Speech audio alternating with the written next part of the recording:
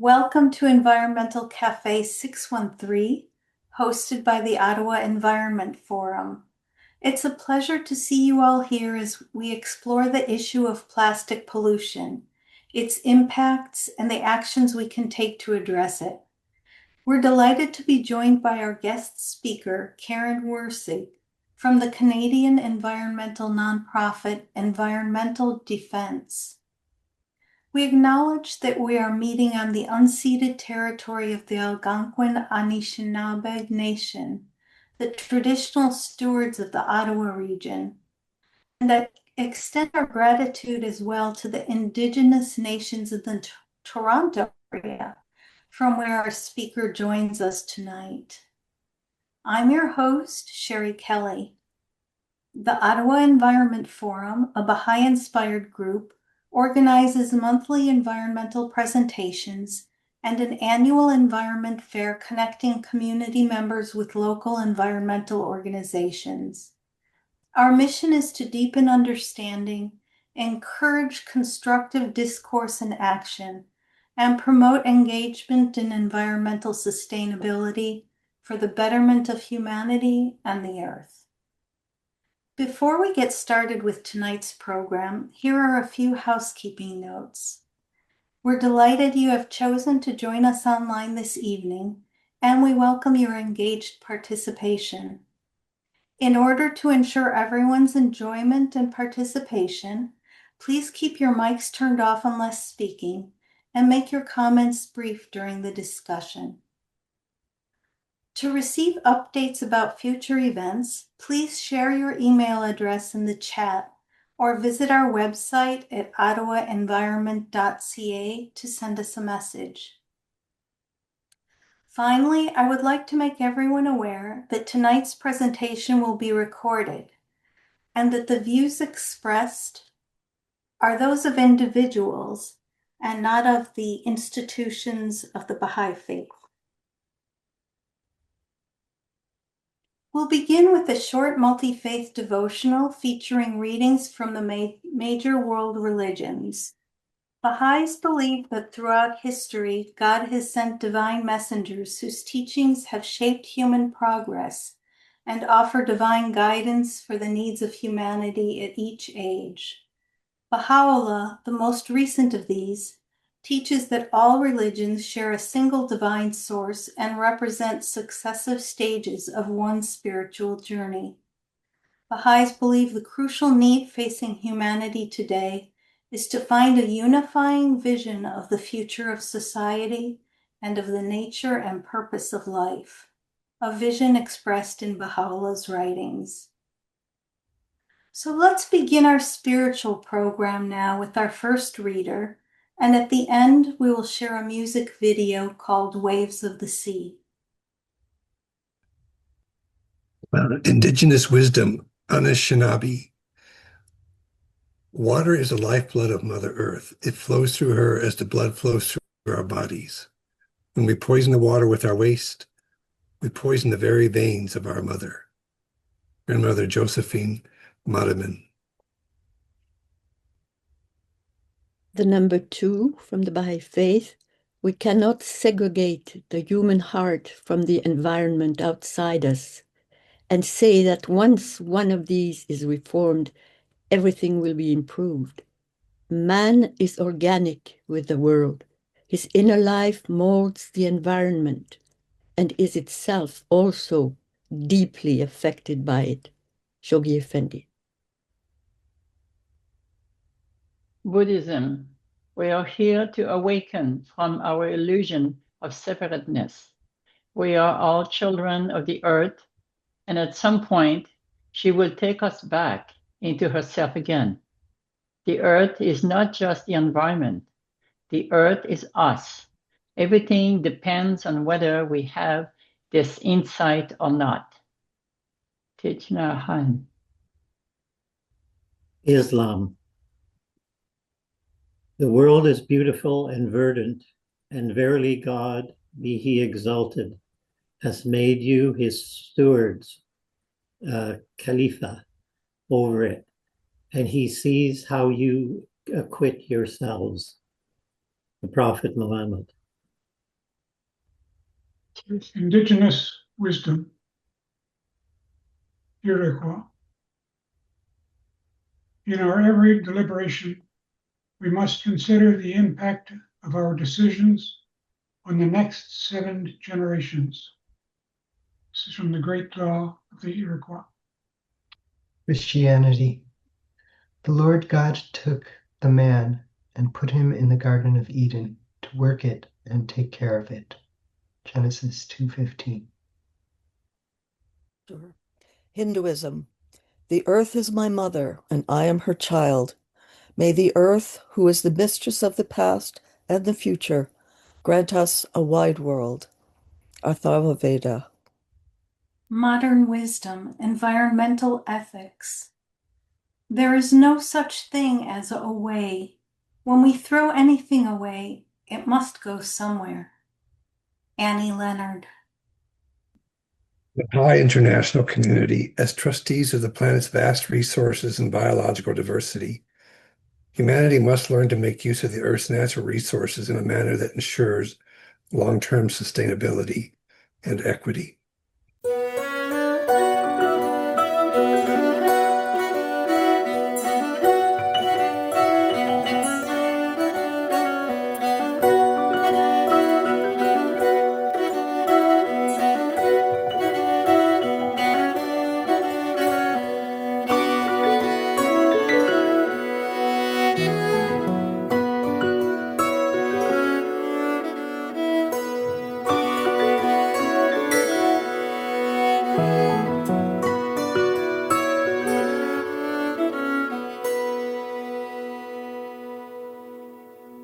Make us as waves of the sea, as flowers of the garden, united, agreed, through the bounties of thy love. As waves of the sea, as flowers of the garden, united, agreed, through the bounties of thy love. And make all mankind as stars shining from the same heights of glory.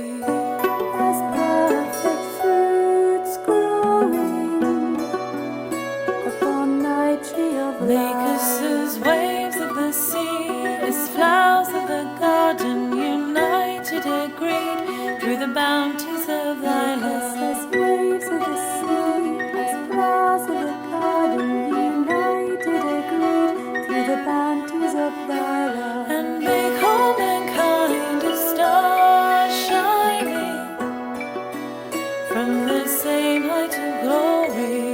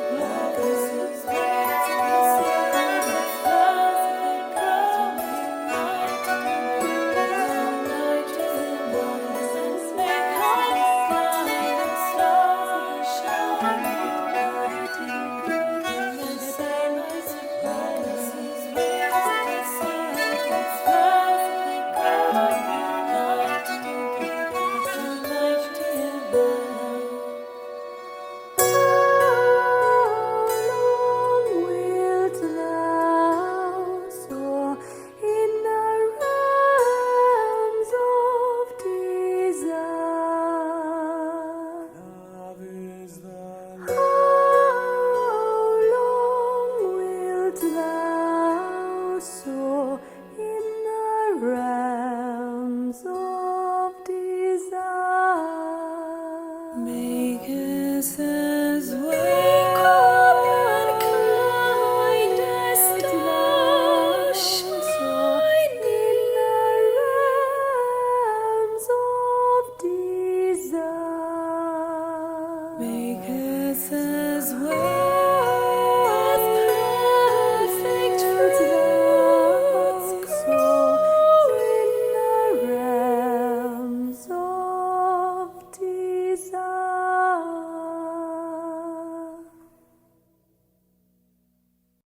Thank you, readers, for sharing the beautiful selections of spiritual wisdom throughout the ages.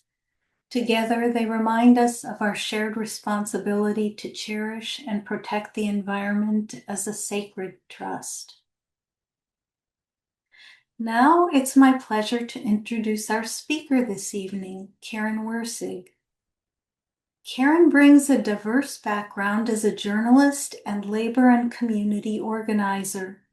She has been actively involved in her downtown housing cooperative for more than 20 years and champions sustainable transportation, having never owned a car. As a passionate reader and environmental thinker, she has dedicated her adult life to challenging the notion of human dominance over others, animals, and nature. Her work over the past few years as a senior program manager at Environmental Defense focuses on eliminating plastic pollution from our environment by working with government, industry, and individuals to create healthy communities. Friends, please join me in welcoming Karen. Karen, we're very excited to have you here this evening and looking forward to your talk. Thank you very much. It's great to be here, and thanks for that nice introduction, Sherry, and to all the readers for the readings. Lovely. I will share my screen because I do have a presentation. And I am not a formal presenter, and we're not a huge group. So I think that if you have a question at any point, really don't hesitate to ask me that question or put it in the chat, and I'll try to look for it. Or maybe Sherry, you could help look for that as well. And to interrupt me if there's a question. Does that work? Yes, and perfect. You can see my screen. So Sherry and I discussed this topic and came up with the title together. We called it Entangled in Plastic, and how you can break up with one of the most pervasive pollutants. And I think we chose that title because what I recognize in my work and what I encounter in talking to a lot of people is just how personal the question of plastic is. We touch so much plastic every day. It's everywhere in our lives. And it does feel almost impossible to imagine life without it. But I think we do have to imagine life with a lot less plastic than we have today. And it is a bit of an abusive relationship we have with something that, it does help us from time to time. It's convenient, but it also is poisoning the planet and our health and our bodies and the health and bodies of all the animals on the planet as well.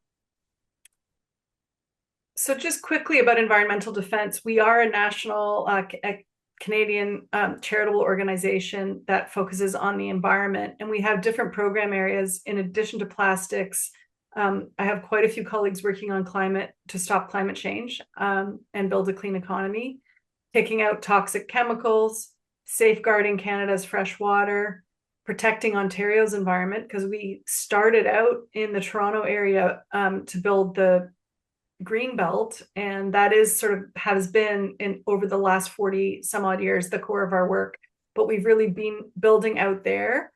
And one of our newest projects is building community connections, especially in communities where people have a hard time meeting up, because the built form does not lend itself to communities getting together. So we're trying to work with communities to move beyond some of the physical barriers of getting together, and to find projects that they like to do together. So that's environmental defense. And I work on plastic pollution, which is literally everywhere. It's found wherever scientists look for it, from the highest mountain peaks and the deepest ocean trenches. It's in the Arctic, it's in the desert, it's in our blood vessels and other parts of our body. Literally everywhere scientists look for plastic, they find it. So plastic by the numbers, just quickly, the numbers are kind of boring, but to understand this is a big industry. It's a big global industry connected to the oil and gas industry.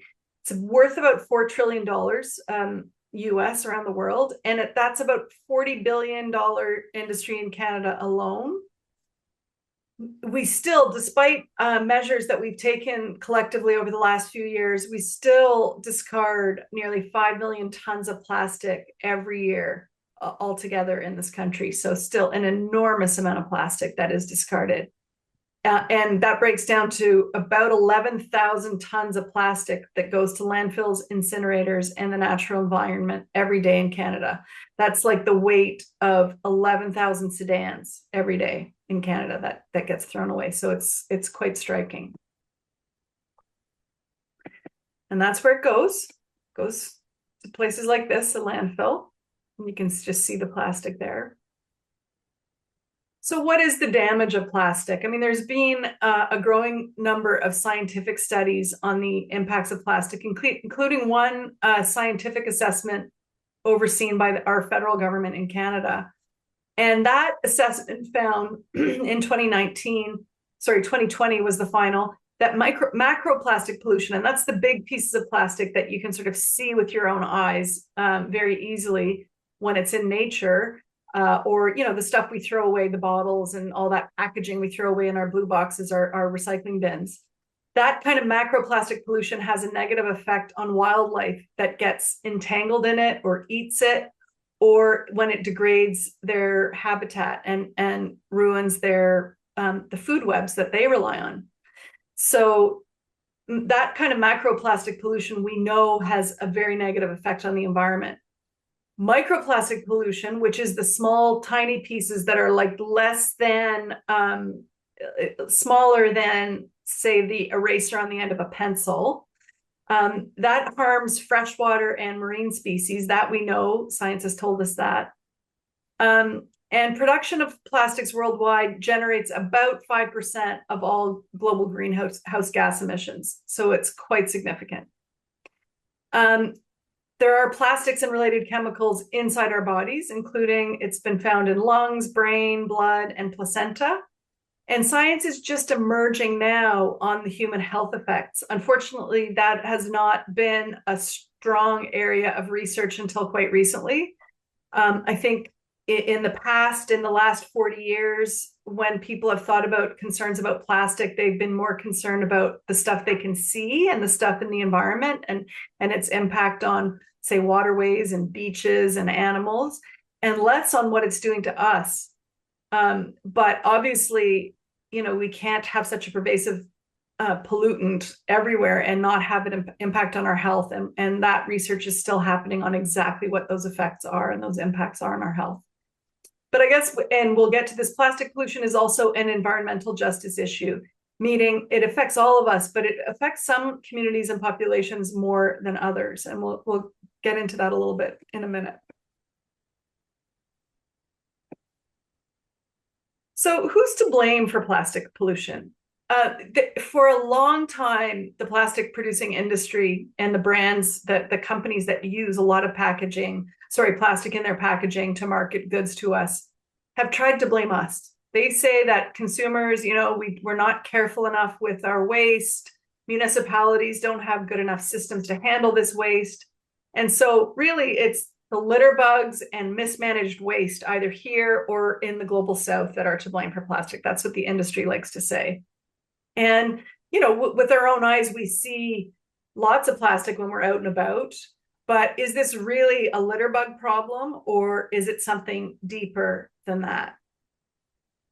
And so we started to look at really what all the sources of plastic pollution is. And we came to realize that plastic has a whole life cycle, and it starts polluting before we even ever see it, before we touch it, because 99% of plastic is made from oil and gas.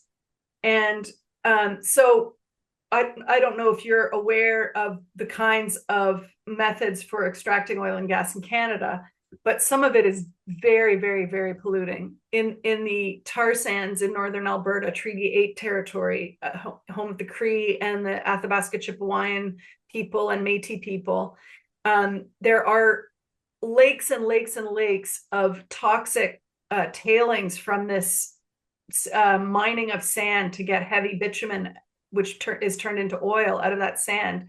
And those ponds, they're called ponds, but they're really lakes, are about to be twice the size of the city of Vancouver.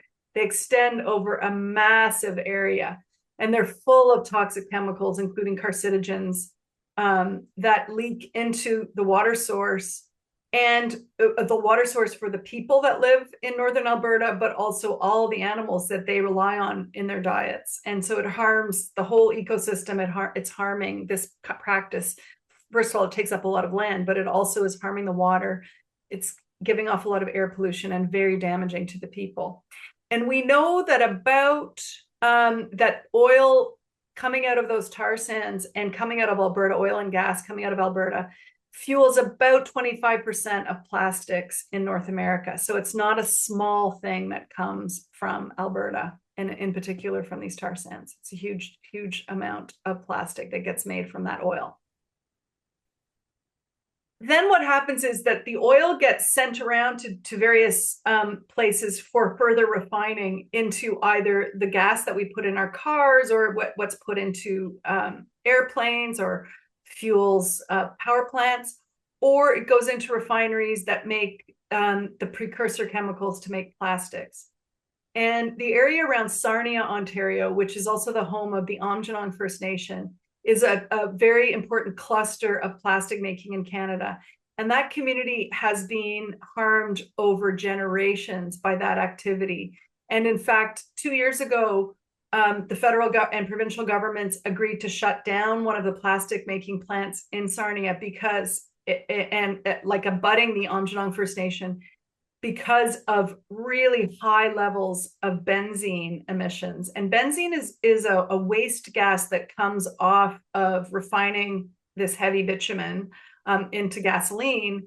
And so the big oil companies were sending that benzene to a plant, a very old and uncared for plant in Sarnia, in the Sarnia area, that was basically allowing that benzene to leak into the atmosphere right around the Aamjiwnaang office. It was also the home of their daycare for a long time. And so people were literally getting poisoned by this benzene, which is a carcinogen. And the community declared a state of emergency in April of 2024. And later on that year, the plant announced it would be closed because it couldn't meet the requirements to not poison the air with benzene. And that benzene gets turned into styrene, which then gets turned into polystyrene, which you may know of as styrofoam. That's one of the proper names, or the trademark names of polystyrene. It used to get made into a lot of single-use plastic cups, foam cups, and foam takeout containers. Those were banned in Canada in 2022, and we hardly see them anymore. But that company that was closed down, Ineos Styrolution, is actually headquartered in Europe and has a lot of locations in the United States. And so the benzene is now being shipped to the United States, where it is still being made into polystyrene and styrene for car tires. So that's what one of those plants in the Aamjiwnaang area. There's about 18 plants there that do various things with oil and gas and petrochemicals and plastics. And the air pollution there is unbelievable. I spent the weekend there once and came away with a terrible cough just from all the flaring and all the pollution in and around Aamjiwnaang. And then plastic gets turned into products, that the kind of stuff we see every day. And one of the things it gets turned into is packaging for baby food. And so what happens is that babies then get exposed to the chemicals that are in the plastics and to the microplastics themselves that slough off from this packaging in the food at their very tender age. And that has really concerned us, the exposing babies to increasing amounts of plastic packaging. We did a little bit of a study on grocery store packaging over a couple of years between 2023 and 2024. And we're just shocked at the amount of baby food that is now in packages like you see here, these kind of squishy packages with a hard top. And we do believe that those are a source of microplastic contamination into the food and likely into those young children. So that's a big concern to us. These are the reports that I talked about. We did a first survey of grocery store packaging in 2023. We worked with a company that surveys grocery store shelves for marketing purposes, but they agreed to work with us to identify all the different products that were in plastic. And then we came back and they did another version a year and a half later just to see what had changed. And shockingly, even though this was something people were talking about, consumers, the government, everybody was concerned, the citizens, everybody was concerned about the amount of plastic on grocery shelves. What we saw is a minor change in the produce aisle. There are now probably more loose items, slightly more loose items available in the produce aisle. But look at that increase in baby food packaging and plastic. Like we've really, the companies that make and sell baby food have really gotten away from glass, which is an inert, more safe substance for packaging, and have really tilted towards plastic packaging for babies. So even there was a 6.5% increase in plastic packaging for baby food in Canada, even between the end of 2022 and early 2024, which is shocking. Soups also is increasing the amount of plastic packaging we're seeing. So all of this creates waste. And as I mentioned before, we throw away about 5 million tons of plastic collectively every year. In Canada, much of that plastic, there's only about 40,000 tons a year, which is also huge. It's not the millions though, but it's a huge amount, is littered directly into the environment. About half of that's probably packaging, but other things too, as you can imagine, get littered: clothing, garden furniture, just all the things you can imagine that are made out of plastic that get littered into the environment. So even, old cars and the parts of old cars that are made out of plastic, like anything can be littered into the environment, as you know. So this is really plastic drives a lot of waste, and it just really never goes away. It never fully breaks down into something safe and inert. It just breaks down in fragments. If it's litter like this in the environment, it breaks down and fragments into smaller and smaller pieces that then get taken up into our food webs by small organisms and larger organisms. And it also then gets embedded. I mean, it's in the air we breathe, it's in the water we drink, it's really everywhere. So if you're interested in, that was a kind of a quick overview of how plastic is made and used in Canada, but we do have a website called The Story of Plastic in Canada that has an interactive you can scroll through and find out more information about that. If you're interested, you can just Google that, or I can share the link to that in the chat later if you're interested. So Sherry was really pointing out that what people probably want to talk about is what we can do about plastics. And so I think I'll just let you know what we campaign for at Environmental Defense. And we do a certain amount of lobbying with the federal government, with provincial governments, especially in Ontario. And so what we're asking for is an end to government subsidies for plastic and cuts to production of plastic. Unfortunately, plastics are still highly subsidized by governments, even though, most governments in the world have recognized the threat that they pose to the environment and to our health. They nonetheless continue to subsidize plastic production. It's partly a subsidy also to oil and gas, because if you put all this money into extracting oil and gas and fewer people are using it in their cars, if some of that oil and gas can be used to make plastics, and that's just a new market for those toxic substances, unfortunately. So that's a big call of ours, is to end government subsidies and cut production. We'd also like to see the elimination of packaging where possible. And that includes bans on single-use plastics, including packaging. As you may know, the government did listen to environmentalists and the public back in 2022 and banned about 6 single-use plastics, including bags and straws and cutlery, stir sticks, 6-pack rings, and all that those styrofoam takeout containers. Unfortunately, those bans and that regulatory framework that the government used to ban this stuff in Canada has been challenged in court, and it was challenged successfully at the federal level, at federal court back in 2023.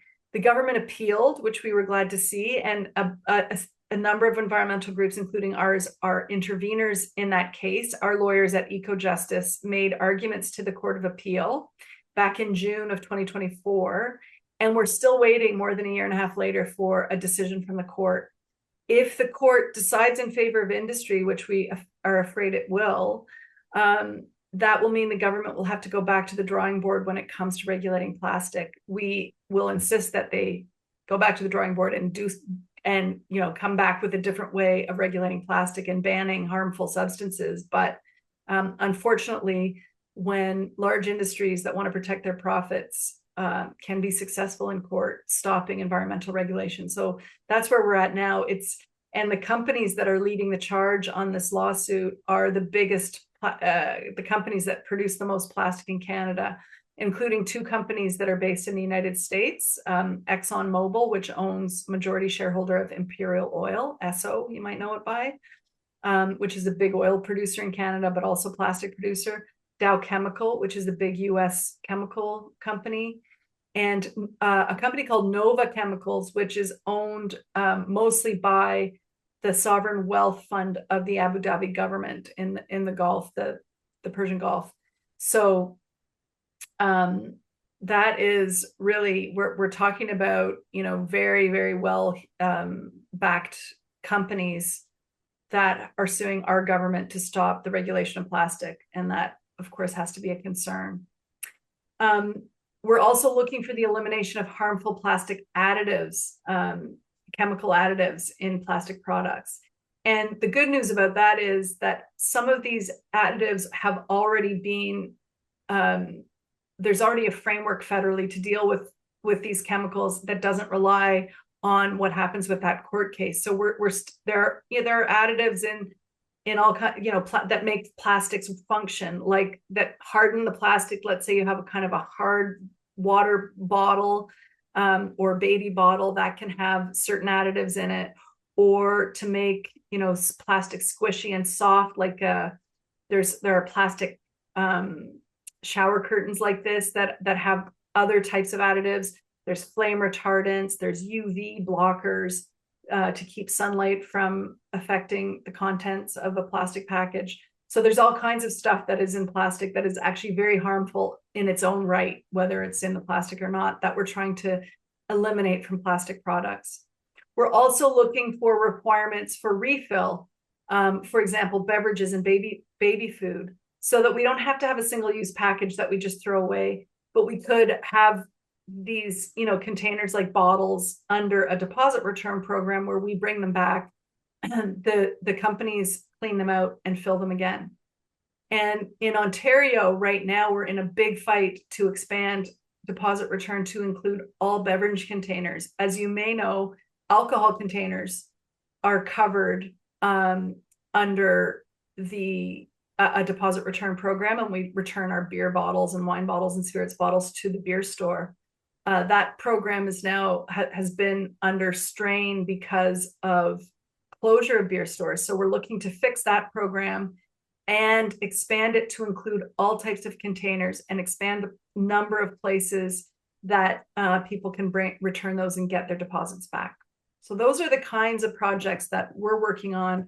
We work pretty hard. We engage all of our supporters in making phone calls and sending letters and showing up when they're needed. And we've actually been pretty successful. It's hard for us collectively to fight these big, well-heeled multinational corporations, but we've been pretty successful at keeping this on the agenda in Canada and making sure the government knows that people want to see an end to this harmful use of plastic. So we wanted to, I think I'm going to hand the floor over to you all for questions and discussion and ideas. But the big question is what you can do. And I mean, I think it's basically impossible to live our lives today without plastic. So I think the first thing is don't feel guilty. I mean, we're all surrounded by plastic. The systems are set up for plastic. You and I don't make those systems. So you can't, I think avoiding guilt is really important because we can be made to feel guilty about a lot of things. And that makes the industry just get away with stuff, is just when we feel guilty and we think it's our fault. So I think the first thing is don't feel guilty, but actually specifically some of the things that we are urging people to do is really follow the R's, the 5 R's, let's say, and reduce, reuse, repair, and share being very, very key things. So things like buy fewer clothes, try to buy only quality clothes made from natural fibers, reuse things as much as you can. Make sure to take containers with you if you're eating out, so that you can take your leftovers home in a reusable container. Take a coffee cup. Repair things instead of throwing them away, and insist on things being able to be repaired when you buy them, or buy secondhand, and host clothing swaps. It's something your group could even do, is host a clothing swap, especially around holidays like Halloween, so that you're not buying, and Christmas. You could host an ornament or a Christmas decoration swap if you celebrate Christmas, or whatever holiday you like to celebrate. But and even household decorations, like people get tired of their stuff, instead of throwing it away, think about how you can share it. And instead of buying new, think about how you can find something that people don't need anymore and prevent it from going into the garbage. So share tools. There are tool libraries popping up in different places, and repair cafes. Repair your appliances. These are all things that I think is really important, because basically everything we buy today, it is filled with plastic, and the longer we can keep it, the better off we are. And then the second thing we urge people to do is advocate for less plastic. You're not going to change this by yourself as a consumer. Really, you have to, whenever you have the opportunity to talk to your elected officials, whether it's local at City Hall, whether it's your provincial member of parliament or your federal member of parliament, make sure they know that you care about the environment and that you want to see less plastic. So I think I'll leave it there. I mean, I'll stop sharing so that people can see each other, but happy to put up a slide again if you want me to go back over anything, or happy to just open the conversation to you about what you think is useful in terms of trying to live without plastic.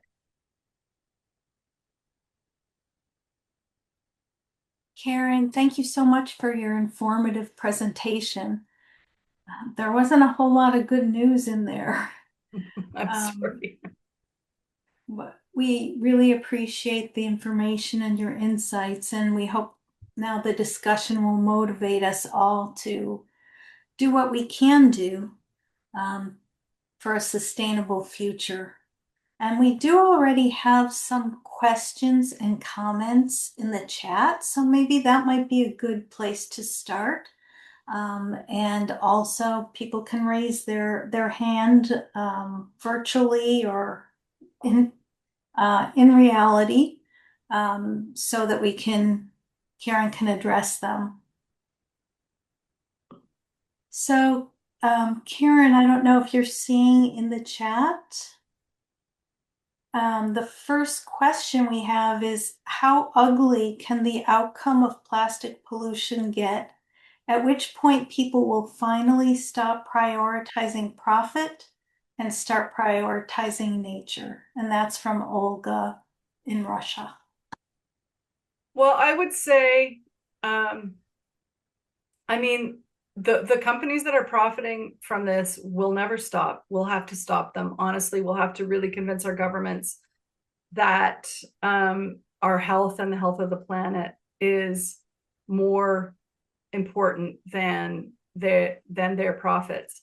And, you know, just to be clear, it's happened in other industries, right? It's happened with smoking, with tobacco, which was a highly profitable industry that really was eventually regulated, and you know, public health interventions to reduce the amount of smoking has really made a big difference, but it took a long time. Asbestos is another case. I mean, it's not as widely used, but there are examples that we know of where we have managed to get rid of very dangerous and damaging types of pollution. So I think it's already pretty ugly, and so I hope it doesn't get much more ugly before we can really start turning the tide on it. Okay, thank you. Next, we have a comment from Linda Yu.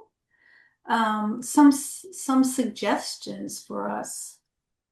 Attending an event with refreshments, take your travel mug. Going to a picnic or potluck, take your own plate, utensils, napkin.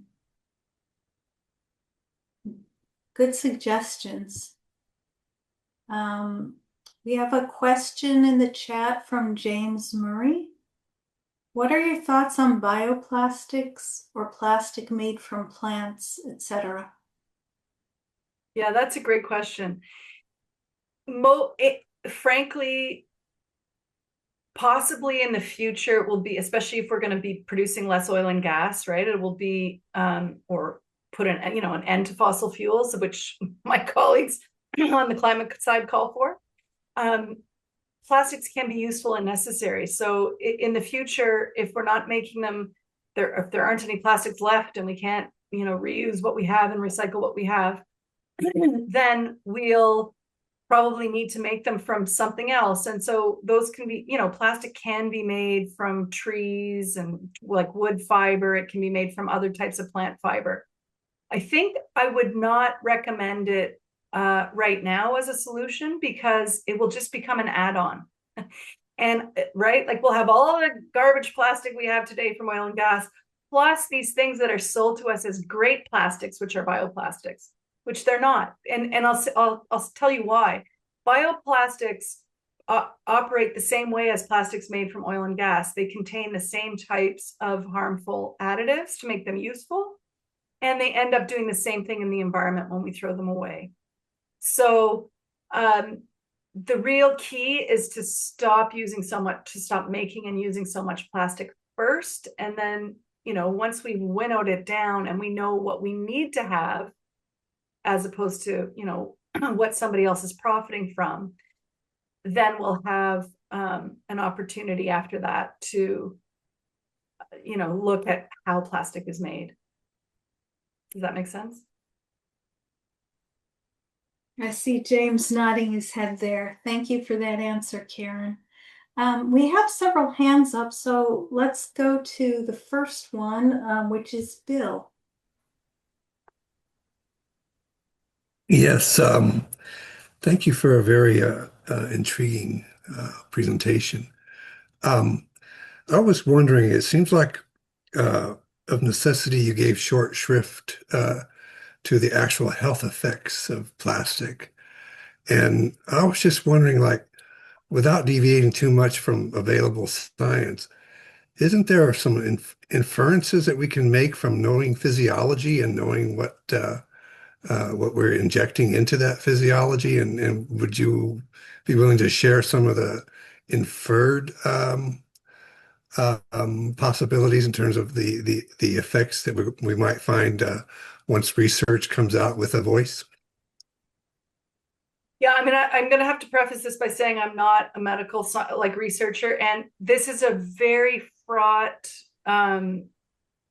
area of research because the industry likes to raise doubts and raise like, you know, oh, that research wasn't solid. Like, here are all the problems with that research, which you can do with any scientific research, right? It's always a little slice with. And the other thing that's interesting because the health impacts are from the actual plastics are coming from these microplastics, which are really hard to characterize and measure because they're all different types of shapes and sizes. And, you know, some are fibers, like what's coming off our clothing is fibers. Little fragments are coming off the stuff that we're eating, like or the packaging. So it's little things we're breathing in from the house dust. I think the things that I believe researchers are looking into and very concerned about is, for example, plastic, like little plastic fragments as an irritant that cause inflammation. And we know increasingly that inflammation responses in our bodies can be bad and can lead to other things. So I think it's unquestioning that a little fragment of plastic that can lead to inflammation if it gets caught somewhere. That's what happens to other animals. And so I think there's no question there that we're being irritated by this stuff. I think what we don't know is exactly whether that's contributing to disease. And so the one area of research that is being looked at, I think, fairly closely is the link between cardiovascular disease and plastics. And I think some lung health stuff as well. And so I don't know, I don't like to infer anything, but I think these are maybe some of the promising areas of medical research right now. Thank you. Next, Stephen. Yes, Karen, that was a really good and thorough presentation. Thank you. It's hard to know what to say about this. There seems to be a total lack of will to change, and so how we can go about doing that. I find I try to recycle and reuse, and if I can use a cloth bag, I'll use a cloth bag. But then I realized some of those cloth bags may be partially plastic. They're not entirely what you think they are at first. And I do see some grocery stores where they've made changes, and maybe instead of using a lot of flimsy plastic bags, they start to use some plastic containers, some of which are marked as recyclable and some of them aren't.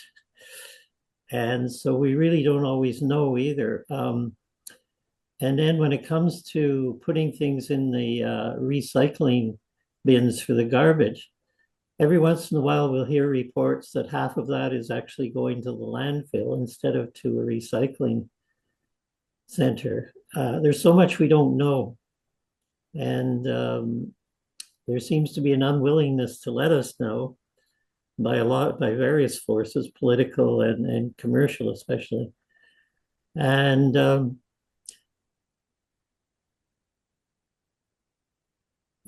guess the big question that has always been for me is why nobody tries to figure out some really reliable recycling methods for at least part of that plastic that can be relatively cheap and doesn't produce other problems. Theoretically, just about anything can be recycled. But there's again, doesn't seem to be a will to do that. So they're all unanswerable questions, I know. But they're things I would think about every day. Every time I go grocery shopping, I have to think about that. You know, how do I handle this? Thank you, Stephen. Karen, do you have some comments on that? Well, I think there were two threads there that I wouldn't mind taking up from Stephen. Thank you. The one is recycling, which I didn't even address in my presentation. And it's sort of a go-to I will say it's a go-to for the industry. They've been promising us for 50 years that we can just keep using all this plastic, and if we treat it properly, it can be recycled. And that really has turned out to be false. I mean, they've poured money into trying to find effective ways of recycling. And really the problem is chemistry. There's a question in the chat about if all plastics don't have the same chemical characteristics, are there any plastics that are safer than others? I mean, the problem is they all have different chemical characteristics, which makes them, they have different melting points. They have different additives in them that do weird things when you melt them. And all recycling is going to involve, washing and melting to make something new. And so this is really the problem with recycling. For plastic, it's quite complicated. I think the easiest stuff to recycle that seems to have the least, if we're talking about safety, that seems to have the least kind of concerns about other types of chemical contaminants is if you can have a clean stream of number 5 plastic, which is polypropylene, which is often used to make things like yogurt tubs or ice cream tubs, like the tubs with the lids, right? The kind of shiny white plastic tubs with lids.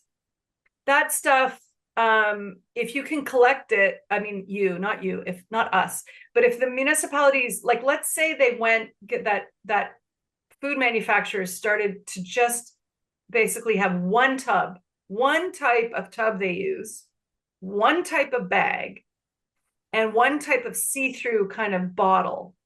That would make life so much easier if they streamlined that packaging, because basically you could collect the one type of bag and see if you could clean it out and recycle the bag, as long as it was a single polymer type of bag, the one type of tub, polypropylene, and then bottles. I mean, high density polyethylene, the stuff that's used for detergent and stuff, shampoos, detergents, vinegar, sometimes.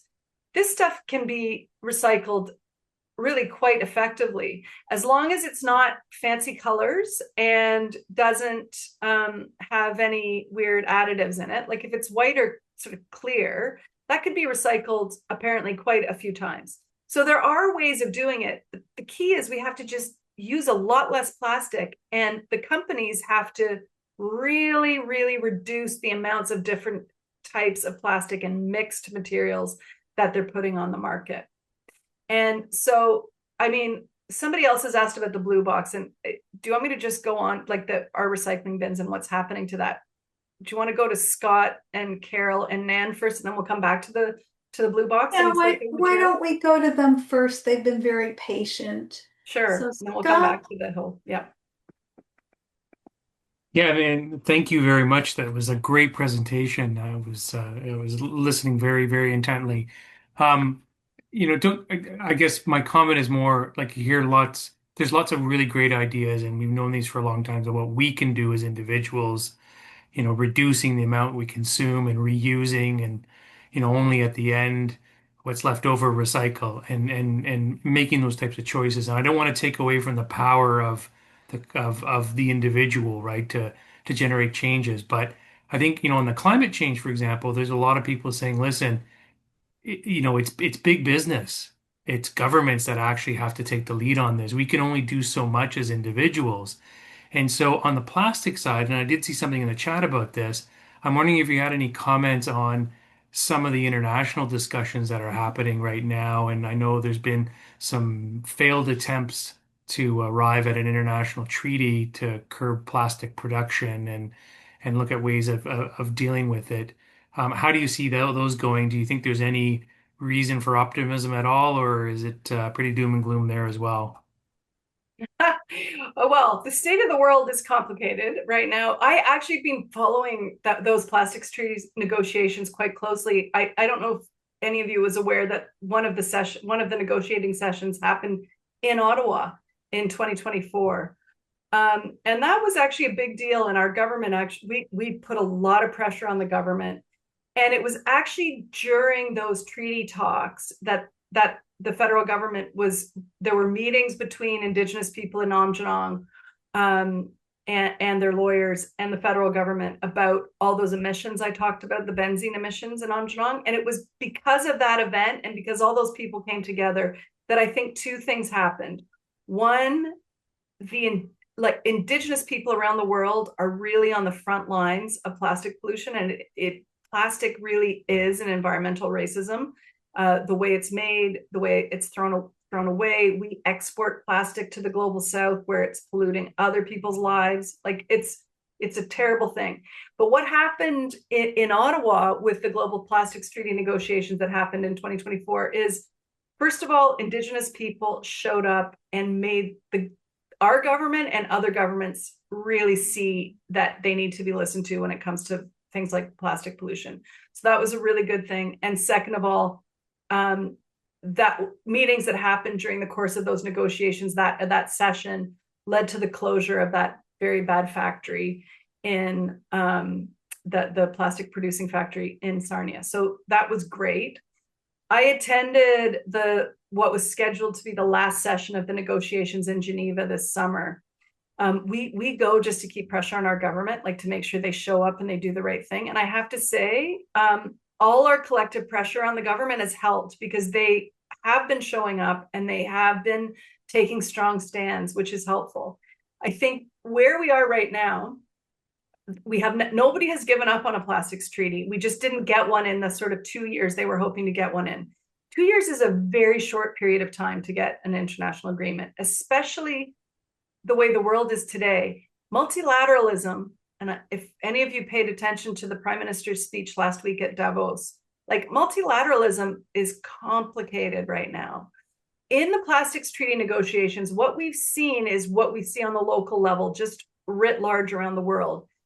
They use the kind of UN system approach and especially the environment negotiation approach of prioritizing consensus over getting things done to just delay decision making. And so what's happened is that a few of the big oil producing countries, including Saudi Arabia, as well as Russia and Iran, and now the United States, have really blocked progress on a treaty by saying, we don't consent, we don't agree, we're holding things up. And so, frankly, there could be an opening now in what Carney said last week, which is, do we think about plurilateralism? He used the word, it's a big, complicated word, but it's just slightly different. Like multilateralism has a certain meaning now in these international negotiations, where really it's every country is welcome to show up. And if you're there, you can speak. And if you don't consent, you can say you don't consent. And we had actually started talking about plurilateralism in Geneva. We said, this is not going to work this way. If you keep coming back, the same countries at the table representing the same oil and gas and plastics industry interests, this is not going to work. So maybe there's an opening for countries that, really want to do things with each other differently than they're being done recently. I mean, there is a chance. I think in my mind, there's still a big question about whether our prime minister is committed to plastics.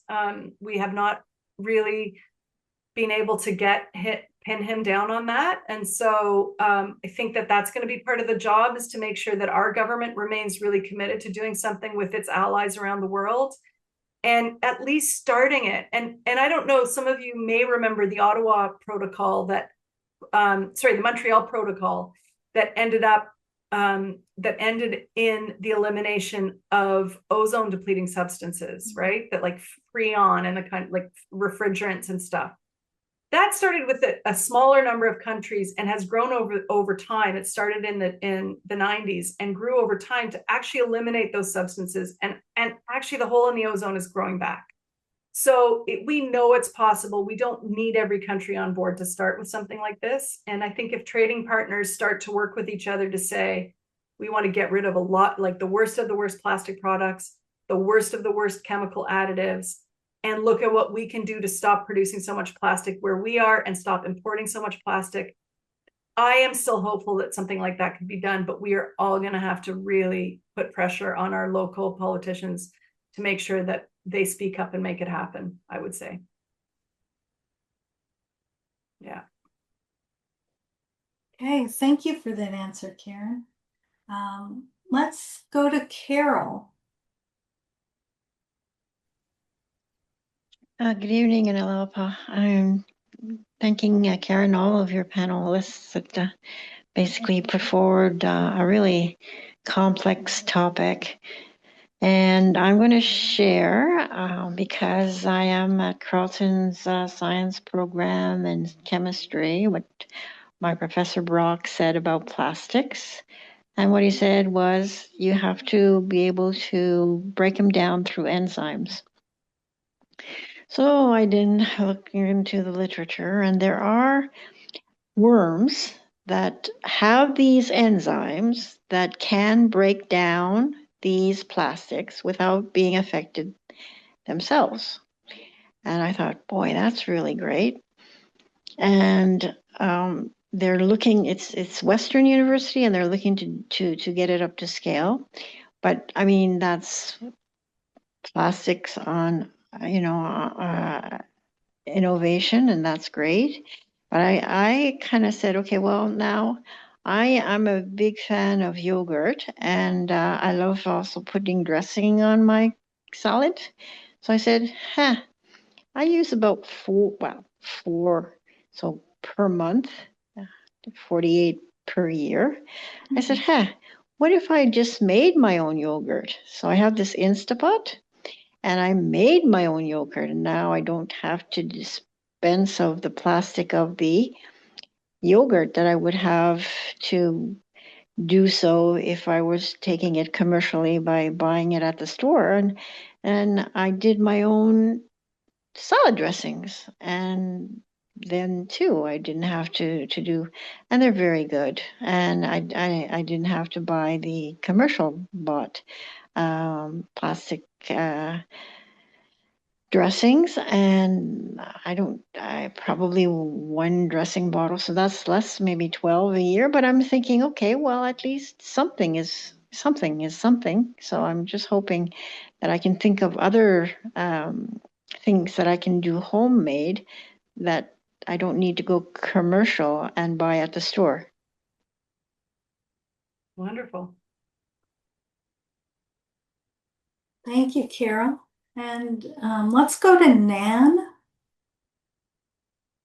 And I see, Nan, you also have some comments in the chat, so maybe we can cover those as you can cover those as well. Well, my comments in the chat are what I'm going to say, so Right. There's no repetition there. For a long time, I have saved and washed and saved multi-use flimsy plastic bags that you get when you're doing your shopping. And I now have hundreds of them, and I don't know what to do with them. And of course, no one will accept them for any kind of recycling. So I don't know what to do with them. But my other main concern, I don't know what you have to say about that. So that's part A. Part B is when I go to the store and I buy things, I am faced with plastic packaging that is just disgraceful, disgusting, too copious to mention. Everything comes wrapped in plastic, and some of it is quite hard, and it all gets thrown away. And I don't know how much of it is actually anybody does anything with any of it. So I'm very concerned about what I can do at the grocery store to make my views known to the people, who are handling the food and selling the food. I'm sure they're not interested in hearing from shoppers because it interferes with their handling of food. And other shoppers, probably like to have things that are cleanly packed, that haven't touched anybody else's hands or any other part of their body. So those are two of my concerns, other than all the other things that you've talked about. I'm going to watch the program again afterwards because I missed a little bit at the beginning. But so the reusable flimsy plastic bags, of which I have hundreds, they're all washed and cleaned and put together in a bag. and plastic packaging in stores. Well, I mean, I don't know. Do you folks have where you live? Do you have a green bin program? And does your green Yes. bin program like you to use bags or no? I use the ecological paper bags Oh yeah, that's for really good. for composting, and then we have we have large plastic containers for harder plastics and bottles and that kind of thing. Well, I'll just tell you, my mother told me with all my little bags that I have, she Mhm. said, just use them to collect the stuff that's going to go in the green bin. So that's what I do now with my bags. But Or they're give not. them They're give them not. to They're not. Those flimsy plastic bags are not to go in the we have little brown. Right. Okay. If you have to use little brown bags, then you should do that. I mean, Yeah. the other thing is people who walk their dogs, if they need bags to collect the pet waste, I mean, that's I mean, it's going to go straight into the garbage, but at least you're using it again. So these are some things that people are doing with bags, or you just use them as garbage bags. Like, of course you have to take smaller amounts of garbage out to your bigger bin, but you can use them as garbage bags too. That's what I do. But then they go in the garbage. Then they go in the what's called not compostable but recyclable, and they're not recyclable. Well, the third thing you can do is put them all in a big bundle and put them in your recycling bin, because that is packaging you've gotten from a store, and those producers are now responsible for handling that packaging. So I suggest in your blue bin, if you're going to put flimsy plastic in, they have to accept all of their packaging now. If you're going to put flimsy packaging in there, tie it up in a bag. Yeah. Like take one of your bags. And so if you don't want that stuff lying around anymore, put it in your blue bin. It's their responsibility. They should handle it. But I will say, to be responsible about it, the flimsy plastic is a problem in sorting machines. Like they haven't figured this out yet. And so I do not, and it also gets mixed with things like paper and can contaminate paper bales that are recyclable. So I would suggest, if you're putting flimsy plastics in your blue bin or in your recycling bin, put them together in a bag, like take a bread bag or something, stuff it with all the other flimsy plastic and tie it up. But it can go in your blue bin. That's their problem now. They're the producers. Circular materials, somebody mentioned in the thing, that's their problem now. And make them take it. I mean, they're the ones selling us all this stuff. They need to take responsibility for it. Well, it becomes the city's problem. I mean, I live on the south shore of Montreal, and the recycling goes to the city, and a lot of it ends up in landfill, not recycled at all. No, of course, yeah. Okay. Well, yeah, it's difficult to solve some of these problems. They're just very, very complex. Is there any, and just have one part B to my question. Is there any movement to demand that food be packaged differently, or be packaged more safely or properly without all the hard plastic containers that end up in recycling and are not recycled? Yeah, I mean, we are calling for and the hard plastic is one problem. It's actually less of a problem, frankly, than all the soft plastic. Because the harder plastic is easier to collect and sort, right? It's the soft plastic that causes a lot of trouble. But I would say, I mean, the federal government did call, when it first introduced its regulations around the single-use plastics bans, also started talking about grocery plastic.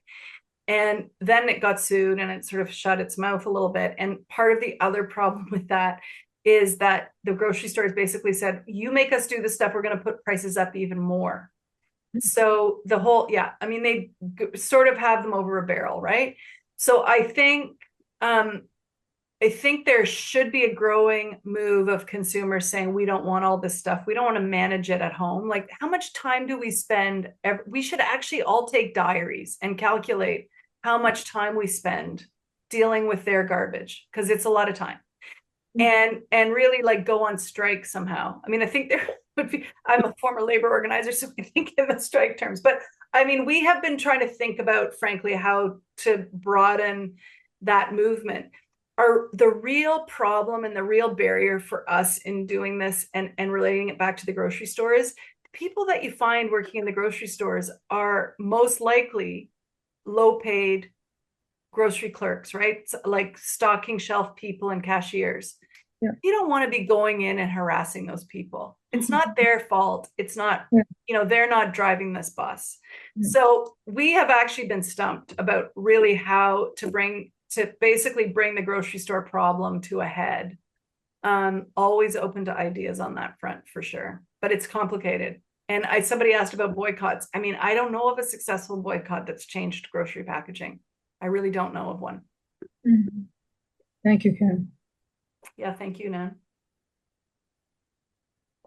Okay, Nikki. Thank you so much for the all the information. I was a little bit late joining as well. I'm the one that was asking the question about circular materials, and my bad. I just figured everyone was from Ottawa, and I stand corrected here. But anyhow, one of the things with the new circular materials campaign is, of course, you can put your bags, your packaging, your flimsy bags into the blue bin. So that is good in a way, but that brings me to my set of questions. The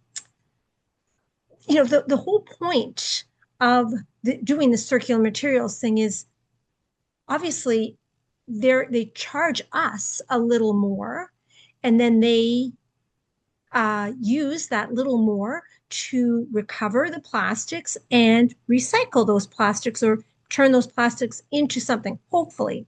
And my question, of course, is do you foresee that the circular materials model would you think it's likely to result in producers producing less plastic? That would be yes or no, and some comments on that. And if the answer is no, I don't think so, then do you think that they will truly be recycling the mishmash of different plastics that we can now put into the blue bin? And because when I look at the Circular Materials website, there was a section that said that they do not incinerate the collected materials, which was positive, but it just gets me thinking, okay, what are you doing with the materials that are collected? And I'll just give you a little example. There is a private company called TerraCycle, and they give you this box. You buy this empty box, you fill it up with your plastics, you send it off back to them in the mail. And there were people that put air tags into those boxes. And then, of course, all the materials were sent back to TerraCycle. They followed the air tags through the recycling process, and they discovered a couple of anomalies. Of course, the company answered to those anomalies and said, "Oh, are bad. It was just a faux pas," and life went on. And they, as far as I can tell, have effectively done what they say they are doing with respect to those plastics, I think. And do you feel the same thing is going to happen with circular materials, or should we all start purchasing our air tags and throw it into the recycling stream just to see what is really going on there? Or is environmental defense going to do that for us? Great questions. So will this whole shift to circular materials in Ontario, and Quebec is going through a similar transition, just by the way, which is called the transition to extended producer responsibility for this packaging waste. Will it lead to less plastic? I would have said when this first was worked on, I would have said, yes, it needs to, because they won't be able to meet their obligations and still produce so much garbage plastic, like plastic that really you can't do anything with. Unfortunately, over the last few years, in Ontario, at least, these companies have lobbied for all kinds of lets. And so certainly in the immediate term, I don't see any chance that it will lead to a reduction in plastic. The second question are they going to be able to recycle more of it, right? No, this stuff is really, I mean, I think we went through it, like there are very, very clear limitations to what can be recycled. And sure, I hear about the enzymes. I think Carol was mentioning these enzymes. I hear about all this stuff. It is so expensive. It takes so long. It's never going to happen. Like, you're never going to have some kind of bespoke enzyme in our lifetime. It's just, there is way too much plastic to deal with. It will take too long. And we don't know. I mean, I'm always curious when I hear about the worms or the enzymes or the fungus or whatever it's supposed to eat this plastic. What are the emissions going to be from that? Like, is that going to be creating other gases that are poisonous or climate warming? And two, is it going to create other effluent that's also poisonous? So I'm not convinced that there's going to be any technological fix to this except less plastic. The TerraCycles of the world, again, these are like bespoke programs set up to make us feel better, like the people who buy the box and send the stuff in. There is no scale with TerraCycle. Like, they're not actually addressing the plastic problem aside from trying to make us feel better. They're probably not successfully recycling a lot of that stuff. Certainly not at any scale that's ever going to be a solution. So I think the real answer, and this is what we have to push the companies that, have put together circular materials to manage their materials. This is like your McDonald's, your Loblaws, your Costco. We have to convince those companies, like, first of all, you use way too much plastic and you used way too much packaging in general. So cut down on the amount of plastic and the amount of packaging you're using. Two, do what I said before, which is everything that needs to be in an airtight thing, put it in a tub that you can take back, the same tub. We can stack them all, stack all the tubs, stick them in our blue box, send them back to you. Better yet, make them reusable so that they can be washed out and used again. You go back to using more glass jars that you can take back, wash out, and use again. Like, these are going to be the real solutions.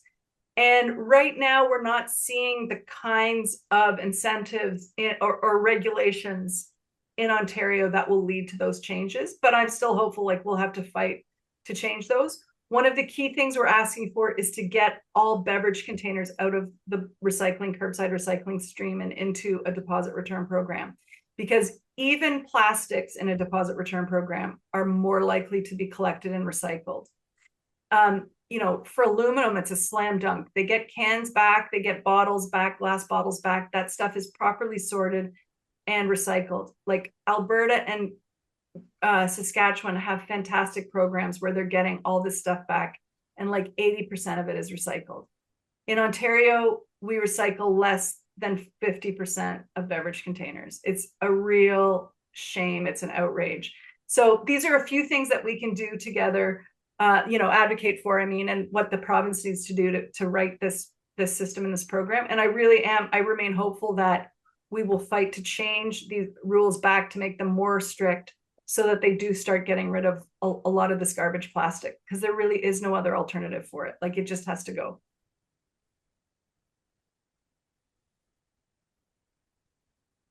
Thank you, Karen. There was something earlier you said you might want to come back to. I don't know if you remember that particular thread of thought. I think I was gonna come back to this circular materials thing.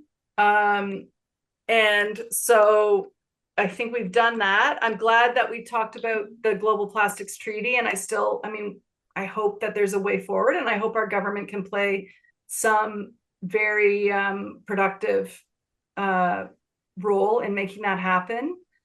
I don't know if is there anything else that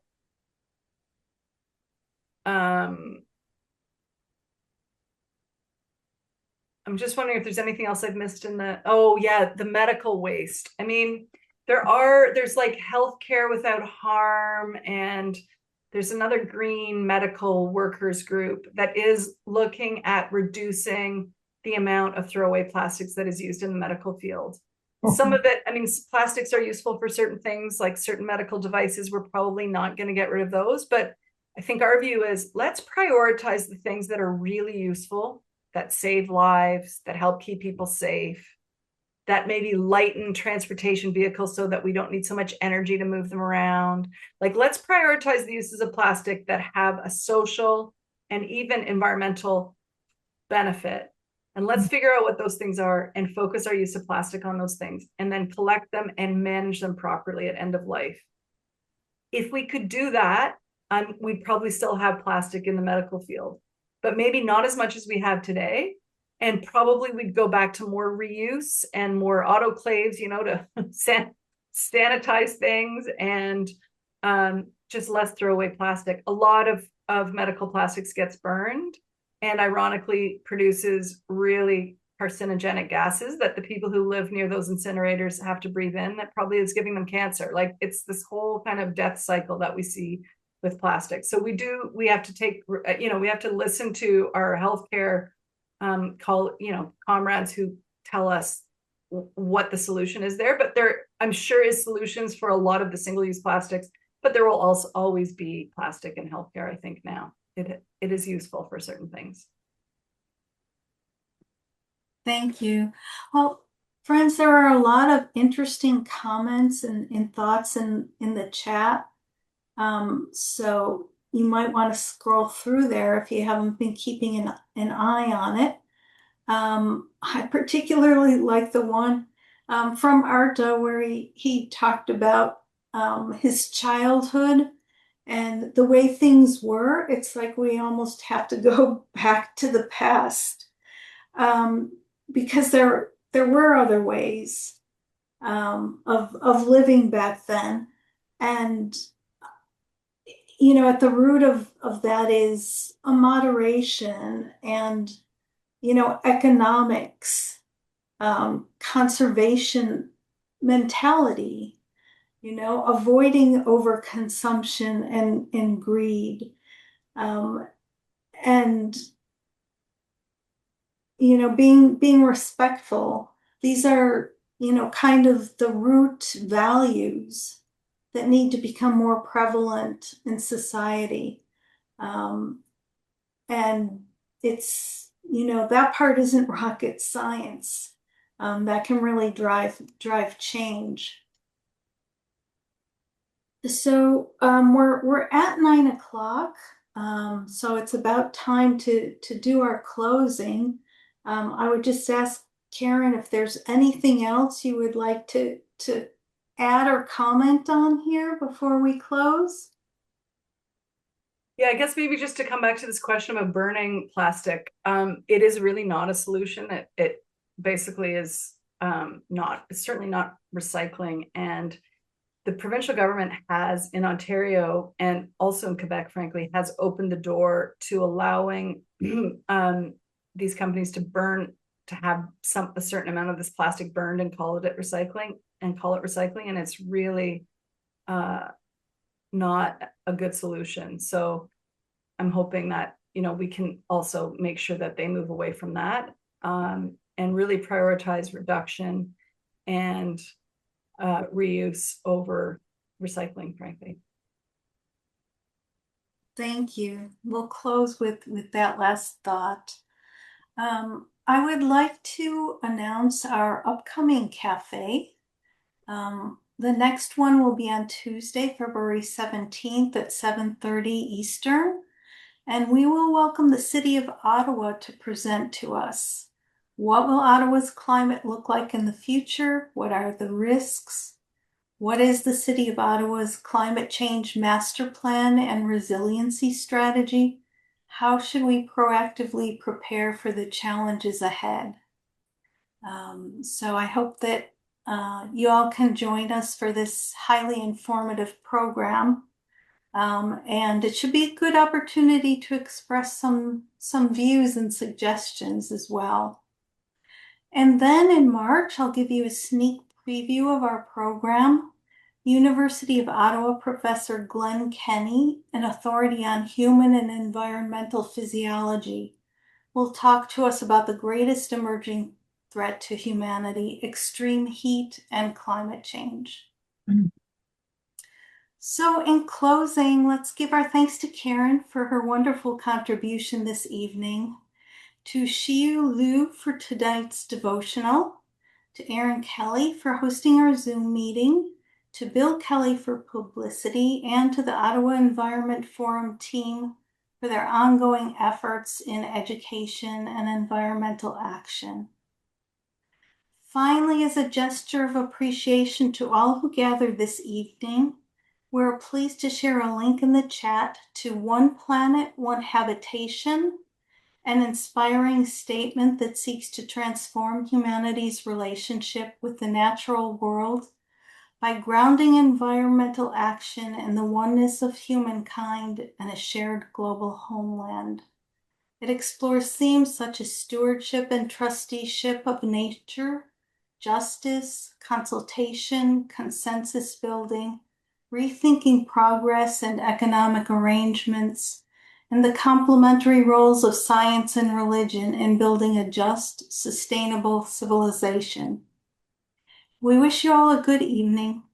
Take care, and we look forward to seeing you again in February. Thanks for joining us, everyone. Thank you. Thank you. Thank you. Thank you very much.